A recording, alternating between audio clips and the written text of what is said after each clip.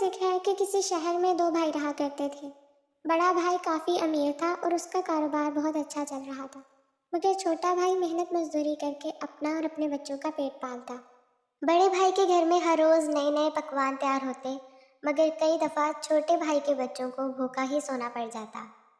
چھوٹے بھائی کو اپنے بڑے بھائی کا بہت اچھی طرح سے علم تھا، مگر پھر بھی وہ اپنے بچوں کی خاطر اس کے پاس پہنچا اور کہا، بھائی جان، میرے بچے بہت دنوں سے بھوکے ہیں، اگر ہو سکے تو کچھ پیسے ادھار دے دیں، میں جلد ہی آپ کو لوٹا دوں گا۔ کیا بکواس کر رہے ہو تم کہاں سے پیسے لوٹا سکتے ہو؟ یہاں سے نکل جاؤ، میرے پاس اتنا پیسہ نہیں کہ میں تم جیسے لوگوں پر ضائع کرتا پھروں۔ چھوٹا بھائی شرمندہ ہو کر وہاں سے نکل آیا۔ وہ اپنے گھر کی طرف روانہ ہو رہا تھا کہ اچانک اسے سڑک پر ایک سونے کی اینٹ نظر آئی۔ اس نے اس اینٹ کو اٹھایا اور آگے کی طرف چل دیا۔ تھوڑا دور ہی گیا ہوگا کہ اسے ایک بڑھیا نظر آئی۔ وہ بوڑھی عورت کافی پریشان حال نظر آتی تھی۔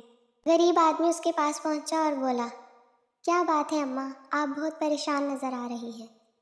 ہاں بیٹا، دراصل میری ایک بہت ہی قیمتی چیز کھو گئی ہے، اب میں وہ کہاں تلاش کروں؟ وہ آدمی سونے کی اینٹ آگے کرتا ہوا بولا، کیا آپ اس کو ڈھونڈ رہی ہیں ماں جی؟ بوڑھی عورت بہت خوش ہوئی اور بولی، ہاں بالکل، میں اسی کو ڈھونڈ رہی تھی۔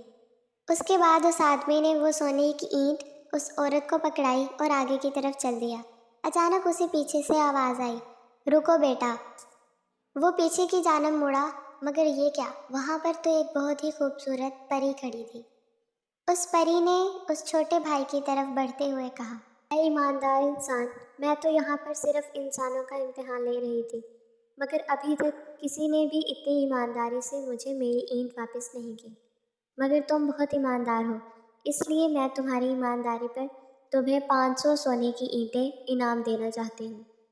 یہ سن کر غریب آدمی کافی پریشان ہوا اور اس نے اینٹیں لینے سے منع کر دیا، مگر پری کی اصرار پر اسے وہ اینٹیں لینا پڑ گئی۔ اس نے ان اینٹوں کو بیچ کر ایک بہت ہی اچھا گھر، خوبصورت کار اور ایک بہت ہی بڑا بزنس شروع کر دیا۔